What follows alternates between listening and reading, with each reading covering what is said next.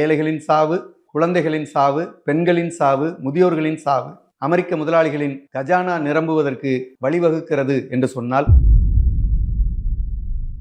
இந்த போர் தளவாட உற்பத்தி நிறுவனங்களாக இருக்கிற அமெரிக்க நிறுவனங்கள் மிகப்பெரிய அளவில் லாபம் சம்பாதித்திருப்பதை கடந்த 3 ஆண்டுகளில் பார்க்க முடிகிறது.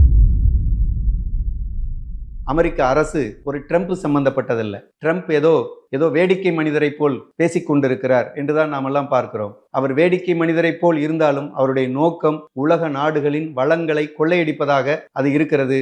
அது அவரின் தனிப்பட்ட நலன் சார்ந்ததல்ல, அமெரிக்க ஏகாதிபத்தியின் நலன் சார்ந்தது, அமெரிக்க பெருமுதலாளிகளின் நலன் சார்ந்தது, உலகில் இருக்கிற பெருமுதலாளிகளின் நலன் சார்ந்ததாக அது இருக்குது. எப்ஸ்டீன் என்று சொல்லக்கூடிய ஒரு பாலியல் குற்றவாளி, அவருக்கு சொந்தமான தீவு. அது குறித்த ஃபைல்ஸ் வெளியே வந்தது. அதில் பல உலக நாடுகளின், பல உலக அமைச்சர்களின், பல உலக பெருமுதலாளிகளின் பட்டியல் அதில் இடம்பெற்றிருந்தது. சிறுமிகளை பாலியல் கொடுமை செய்தார்கள் என்கிற பெயரில் பல குற்றச்சாட்டுகள் முன்னுக்கு வந்து கொண்டிருந்த நேரத்தில் அந்த குற்றச்சாட்டுகளை எல்லாம் இப்போது ஓரம் கட்டி வைத்து ஈரான் மீதான தாக்குதலை முன்னுக்கு கொண்டு வந்து விட்டார்கள்.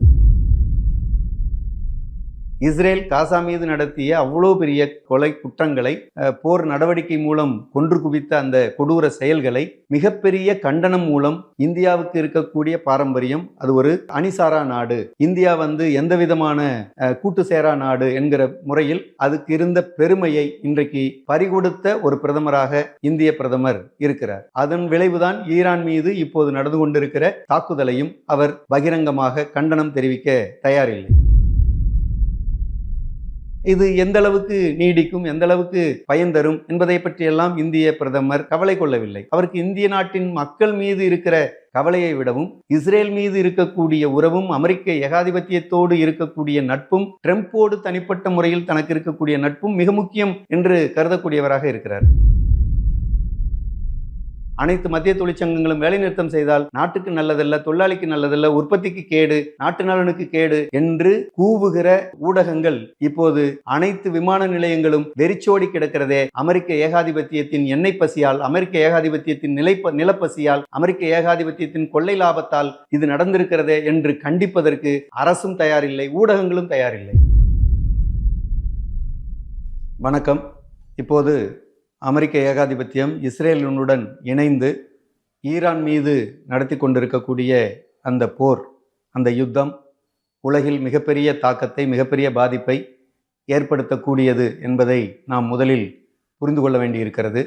ஏனென்றால் இந்த போர் இது ஏதோ ஒரு ஈரான் நாட்டினுடைய இஸ்லாமிய மதகுரு அயத்துல்லா அலி கொமேனி என்று சொல்லக்கூடிய 80 வயது பெரியவரை கொன்ற ஒரு தனிப்பட்ட கொலை என்கிற முறையில் நாம் புரிந்து கொண்டால், இதனுடைய ஆபத்தை உணராமல் அது ஒரு தனிநபர் சார்ந்த விஷயமாக நாம் புரிந்து கொள்வோம். அது போரிலும் ஆபத்தான விஷயமாக இருக்கும் என்பதை நான் குறிப்பிட விரும்புகிறேன். முதல்ல இந்த போர் அமெரிக்கா ஏன் இஸ்ரேலோடு சேர்ந்து ஈரானை குறிவைத்து தாக்குகிறது?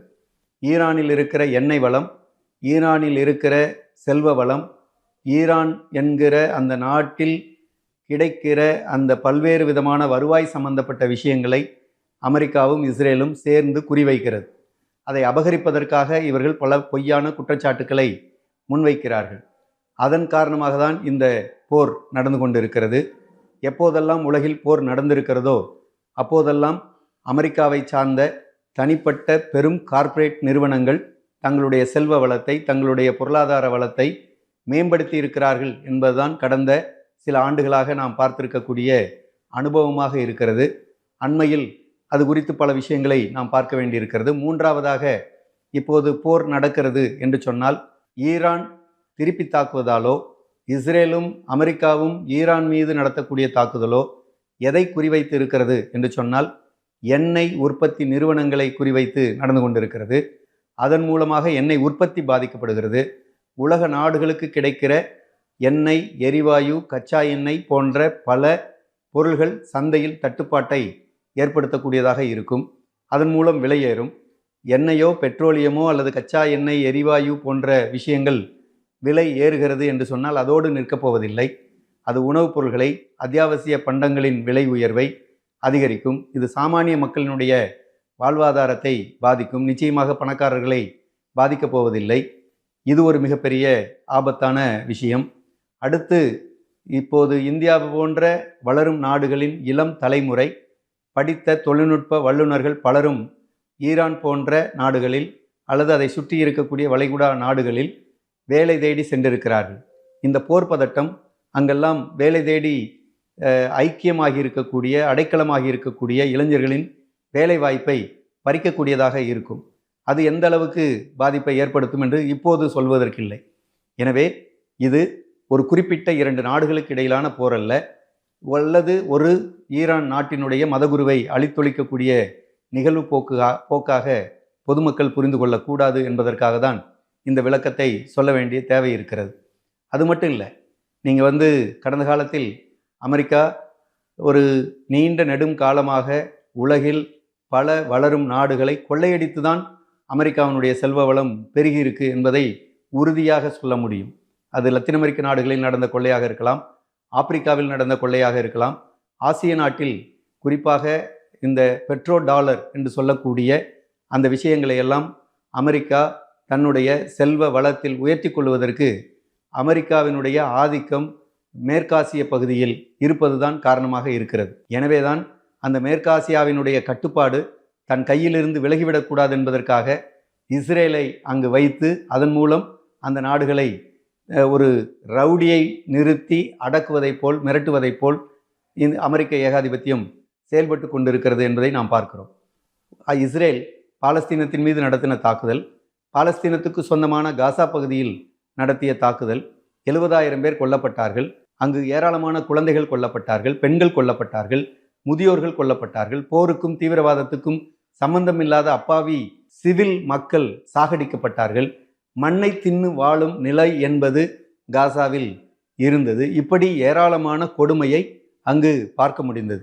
இந்த கொடுமையெல்லாம் ஏன் நடந்தது என்று பார்த்தால், இப்போது காசாவை அபகரிக்க வேண்டும் அல்லது புனர் நிர்மாணம் செய்ய வேண்டும் என்கிற பெயரில் இந்த போர் தளவாட உற்பத்தி நிறுவனங்களாக இருக்கிற அமெரிக்க நிறுவனங்கள் மிகப்பெரிய அளவில் லாபம் சம்பாதித்திருப்பதை கடந்த 3 ஆண்டுகளில் பார்க்க முடிகிறது. அமெரிக்காவுக்கு சொந்தமான இஸ்ரேலின் ஒப்பந்ததாரர்கள் பலரும் மிகப்பெரிய அளவிலே இந்த காசா மீதான 70,000 பேரை கொன்றளித்ததில் அவர்கள் லாபம் குவித்திருக்கிறார்கள். நம்முடைய சாவு, ஏழைகளின் சாவு, குழந்தைகளின் சாவு, பெண்களின் சாவு, முதியோர்களின் சாவு அமெரிக்க முதலாளிகளின் கஜானா நிரம்புவதற்கு வழிவகுக்கிறது என்று சொன்னால் அது போன்ற ஒரு கொடுமை உலகில் வேறு எதுவும் இருக்க போவதில்லை. கடந்த காலத்தில் ஈராக்கில் அவர்கள் சதாம் ஹுசேனை கொலை செய்தார்கள், தூக்கிலிட்டு கொன்றார்கள். அன்னைக்கு ஜூனியர் புஷ் என்று சொல்லக்கூடிய அதிபர் இருந்தார். அவர்களுடைய அப்பா சீனியர் புஷ் 1991 ஈராக் மீது போர் தொடுத்தார். அந்த போர் ஒரு குறிப்பிட்ட கட்டத்தில் நிறுத்தப்பட்டது. ஜூனியர் புஷ் வந்த பிறகு அவரை ஆயுதம் வைத்திருக்கிறார், குறிப்பாக அணு ஆயுதம் வைத்திருக்கிறார், ரசாயன ஆயுதங்கள் வைத்திருக்கிறார். அந்த நாடு மிகப்பெரிய அச்சுறுத்தலாக மேற்காசிய நாடுகளின் பகுதிக்கு இருக்கிறது. எனவே ஈராக்கை அடக்கி வைக்க வந்த ஒரு பெரிய ரவுடி என்கிற கோணத்தில் அமெரிக்கா செயல்பட்டது. அதோட விளைவு அங்கே ஈராக் மீது போர் தொடுத்தார்கள். அதில் யார் லாபம் பெற்றது என்று சொன்னால், பெக்டல் என்று சொல்லக்கூடிய அமெரிக்க நாட்டினுடைய ஒரு பெரும் நிறுவனம் அந்த ஈராக்கின் மீதான கட்டட இடிமானங்களை எல்லாம் சரி செய்யக்கூடிய கான்ட்ராக்டை எடுத்தார்கள், மிகப்பெரிய அளவிலே சம்பாதித்தார்கள். அந்த ஈராக் மீது நடத்திய தாக்குதலுக்கு காரணமான ஆயுதங்களை எல்லாம் உற்பத்தி செய்த நிறுவனங்கள் கொள்ளை லாபம் சம்பாதித்ததை பார்க்க முடியும். இதுபோல் உலகில் ஏராளமான நாடுகளில் இந்த ஆயுத விற்பனைக்காக தங்கள் நாட்டில் பொருளாதார நெருக்கடி ஏற்படுகிற போதெல்லாம் ஆயுத விற்பனையை முடக்கி விடுவதற்கும் அதன் மூலம் தங்கள் நாட்டு பொருளாதார நெருக்கடியை தீர்த்து கொள்வதற்கும், குறிப்பாக சில வளமான நாடுகளை இப்படி தாக்குவதன் மூலம் அந்த நாட்டை நவீன அடிமை நாடாக மாற்றுவது, அங்கிருக்கிற வளத்தை அமெரிக்காவுக்கு எடுத்து வருவது, அமெரிக்காவினுடைய பொருளாதார நெருக்கடியை தீர்த்து கொள்வது என்கிற ஒரு மிக மோசமான ஒரு நாடாக இருப்பதை பார்க்க முடிகிறது. அமெரிக்க அரசு ஒரு ட்ரம்ப் சம்பந்தப்பட்டதல்ல. ட்ரம்ப் ஏதோ ஒரு கிரேசி மேனாக பார்க்கப்படுகிறார். அவர் ஒரு ஏதோ வேடிக்கை மனிதரை போல் பேசிக்கொண்டிருக்கிறார் என்றுதான் நாமெல்லாம் பார்க்கிறோம். அவர் வேடிக்கை மனிதரை போல் இருந்தாலும் அவருடைய நோக்கம் உலக நாடுகளின் வளங்களை கொள்ளையடிப்பதாக அது இருக்கிறது. அது அவரின் தனிப்பட்ட நலன் சார்ந்ததல்ல, அமெரிக்க ஏகாதிபத்தியின் நலன் சார்ந்தது. அமெரிக்க பெருமுதலாளிகளின் நலன் சார்ந்தது, உலகில் இருக்கிற பெருமுதலாளிகளின் நலன் சார்ந்ததாக அது இருக்குது. அது மட்டும் இல்லை, எப்ஸ்டின் ஃபைல் அப்படிங்கிறது ஒன்று வெளியில் வந்தது. அமெரிக்காவினுடைய வெர்ஜீனியா அந்த தீவுகளுக்கு மத்தியில் ஒரு சிறு தீவாக இருந்த ஒன்று எப்ஸ்டின் என்று சொல்லக்கூடிய ஒரு பாலியல் குற்றவாளி, அவருக்கு சொந்தமான தீவு. அது குறித்த ஃபைல்ஸ் வெளியே வந்தது. அதில் பல உலக நாடுகளின், பல உலக அமைச்சர்களின், பல உலக பெருமுதலாளிகளின் பட்டியல் அதில் இடம்பெற்றிருந்தது. சிறுமிகளை பாலியல் கொடுமை செய்தார்கள் என்கிற பெயரில் பல குற்றச்சாட்டுகள் முன்னுக்கு வந்து கொண்டிருந்த நேரத்தில் அந்த குற்றச்சாட்டுகளை எல்லாம் இப்போது ஓரம் கட்டி வைத்து ஈரான் மீதான தாக்குதலை முன்னுக்கு கொண்டு வந்து விட்டார்கள். இதுதான் அமெரிக்க ஏகாதிபத்தியத்தினுடைய சூழ்ச்சி, இதுதான் பெருமுதலாளிகளுடைய சூழ்ச்சி. இந்த பெருமுதலாளிகளுடைய சூழ்ச்சி ஈரான் என்கிற நாடு அதற்குள் அடிமைப்பட்டு இருக்கிறது. என்ன சொல்கிறாங்க? வெனிசுலா மீது, வெனிசுலா நாடு ஒரு ஜனநாயகமற்ற நாடு, அங்கு எதிர்க்கட்சி தலைவர் செயல்படவில்லை என்றெல்லாம் சொல்லி அந்த நாட்டின் அதிபர் நிக்கோலஸ் மதுரோ அவர் மீது நார்காட்டிக்ஸ் வழக்கை பதிவு செய்து திடீரென அதிகாலை 3 மணிக்கு அவரை கைது செய்து, அவரையும் அவருடைய இணையரையும் கைது செய்து தூக்கி கொண்டு வாஷிங்டனுக்கு கொண்டு சென்று அங்கு இருக்கக்கூடிய சிறையில் அடைத்திருக்கிறார்கள். விசாரணை அங்கு நடத்தி கொண்டிருக்கிறார்கள். ஒரு இறையாண்மை கொண்ட ஒரு நாடு, தன்னுடைய விடுதலையை தானே தன் விடுதலை பெற்ற ஒரு நாட்டின் முழு அரசு அதிகாரத்தை இன்னொரு அரசு அதிகாரம் நேரடியாக கட்டுப்படுத்துவது என்பது ஏகாதிபத்திய நலன் சார்ந்த, ஏகாதிபத்திய செயல் சார்ந்த ஒரு விஷயமாக நாம் பார்க்க வேண்டும். அது எப்படி தவறோ அங்கு வெனிசுலாவை கைப்பற்றியது இப்போது நிக்கோலஸ் மதுரோவை வெளியே நிறுத்திவிட்டு அந்த நாட்டினுடைய துணை அதிபர் மற்றவர்கள் எதிர்த்தாலும் போராடினாலும் பல நடவடிக்கைகளை எடுத்தாலும் கூட நிறுவனங்களை கைப்பற்றி அவர்கள் தங்களுடைய வெனிசுலாவிலிருந்து உற்பத்தி செய்யக்கூடிய எண்ணெய் வளத்தை இந்தியா வாங்க வேண்டும், அப்படி வாங்கவில்லை என்றால் உனக்கு 500% வரி போடுவேன் என்று இந்தியாவை மிரட்டி கொண்டிருக்கிற ஒரு நாடாக அமெரிக்கா இருக்கிறது. அதுபோல தான் இப்போது ஈரான் மீது அவர்கள் செய்கிறார்கள். வெனிசுலாவை இந்தியா பாதுகாக்க வேண்டும் என்று குரல் கொடுக்கவில்லை, காசாவை பாதுகாக்க வேண்டும் என்று குரல் கொடுக்கவில்லை. எப்ஸ்டின் ஃபைல், நம்முடைய இந்திய பிரதமர் நரேந்திர மோடி அமெரிக்காவுக்கு சென்றார். அங்கிருந்து திரும்பிய 2 நாட்களில் இஸ்ரேல் சென்றால், இஸ்ரேலில் அவர் டான்ஸும் பாட்டும் பாடினார், ஆடினார் என்றெல்லாம் ஒரு எப்ஸ்டினுடைய ஃபைலில் எழுதப்பட்டிருக்கிறது. அப்படியான குற்றச்சாட்டை இந்திய பிரதமர் நரேந்திர மோடி அவர்கள் சந்தித்திருக்கக்கூடிய வேளையில் அது குறித்த விளக்கத்தை அவர் சொல்ல தயாரில்லை. இஸ்ரேலை கண்டிக்கவும் தயாரில்லை. இஸ்ரேல் காசா மீது நடத்திய அவ்வளோ பெரிய கொலை குற்றங்களை, அவ்வளோ பெரிய போர் நடவடிக்கை மூலம் கொன்று குவித்த அந்த கொடூர செயல்களை மிகப்பெரிய கண்டனம் மூலம், இந்தியாவுக்கு இருக்கக்கூடிய பாரம்பரியம், அது ஒரு அணிசாரா நாடு, இந்தியா எந்த விதமான கூட்டு சேரா நாடு என்கிற முறையில் அதுக்கு இருந்த பெருமையை இன்றைக்கு பறிகொடுத்த ஒரு பிரதமராக இந்திய பிரதமர் இருக்கிறார். அதன் விளைவுதான் ஈரான் மீது இப்போது நடந்து கொண்டிருக்கிற தாக்குதலையும் அவர் பகிரங்கமாக கண்டனம் தெரிவிக்க தயாரில்லை. ஈரான் போர் கவலையளிக்கிறது என்கிறார்.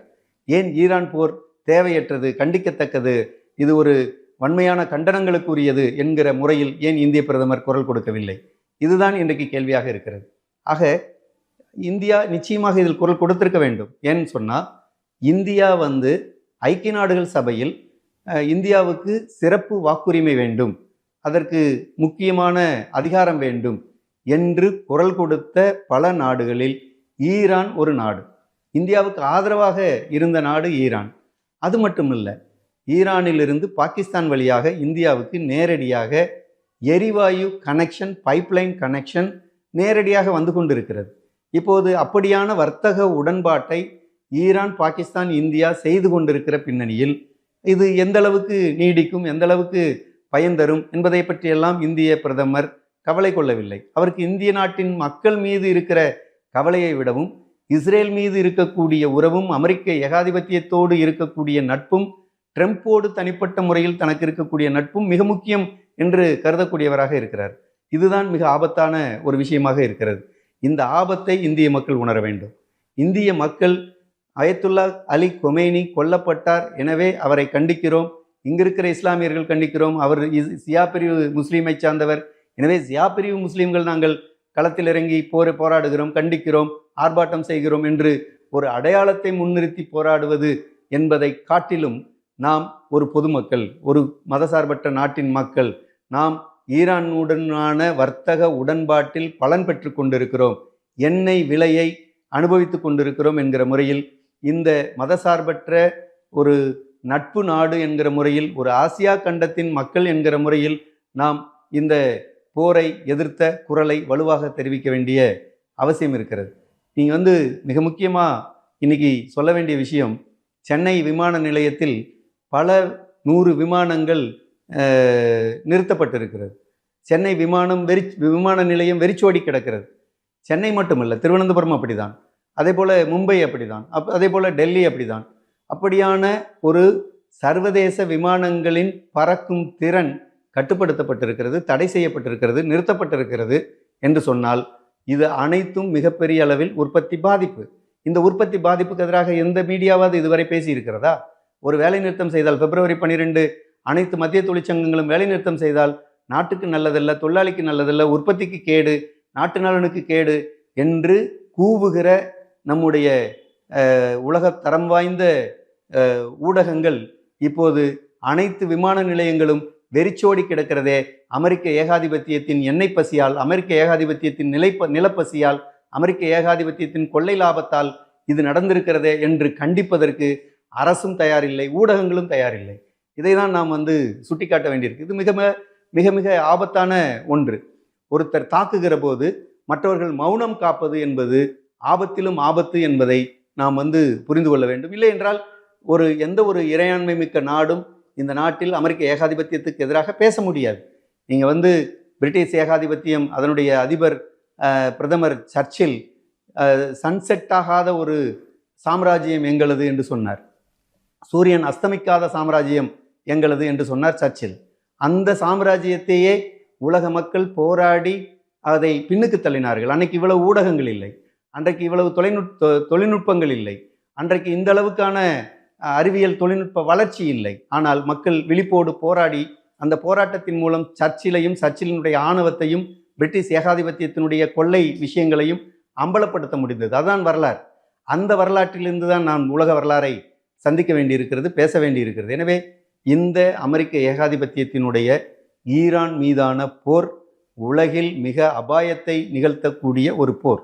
இன்னைக்கு அமெரிக்கா இந்த போரை நடத்துவதற்கு இன்னொரு காரணமும் இருக்கிறது. அமெரிக்காவினுடைய டாலர் மதிப்பு 50% சரிஞ்சிருக்கு. இந்தியாவினுடைய ரூபாய் மதிப்பு டாலருக்கு நிகராக சரிஞ்சிருக்கு. இதெல்லாம் நம்முடைய அமெரிக்க சார்பு நடவடிக்கை காரணமாக சரிந்தது. அமெரிக்காவினுடைய பொருளாதார சரிவில் டாலர் மதிப்பு சரிகிறது, அது தங்கம் விலையை உயர்த்துகிறது. இதையெல்லாம் ஈடுகட்ட வேண்டும், சரி கட்ட வேண்டும் என்றால் ஏதாவது ஒரு நாட்டின் மீது தாக்குதல் நடத்த வேண்டும். அதற்கு தன்னுடைய நீண்ட பகையை முன்னிறுத்தி அந்த பகையை முடித்து கொள்ளுகிற ஒரு செயலாக ஈரான் மீது அமெரிக்கா போர் தொடுத்திருக்கிறது என்பதுதான் நாம் பார்க்க வேண்டிய விஷயம். எனவே இந்த போர் நிறுத்தப்பட வேண்டும். அதைவிட முக்கியம், காசாவில் 70,000 பேர் கொன்றார்கள். இங்கு பள்ளிக்கு போய்கொண்டிருக்கிற குழந்தைகள், 10 வயது குழந்தை, 162 குழந்தைகள் ஒரு பள்ளிக்கூடத்தில் இஸ்ரேல் நாடு போட்ட குண்டு காரணமாக அது சாவை சந்தித்திருக்கிறார். 162 குழந்தைகள் சாவை சந்தித்திருக்கிறார்கள். 10 வயது குழந்தையின் புத்தக பை இறைந்து கிடக்கிறது, இரத்தமும் சதையுமாக புத்தகம் கிடப்பதை, அந்த பேக் கிடைப்பதை நாம் பார்க்க முடிகிறது. இது போன்ற ஒரு அவலம் உலகத்தில் நடப்பதை மனிதகுலம் எப்படி பார்க்க முடியும்? பார்த்து கொண்டிருக்க முடியாது.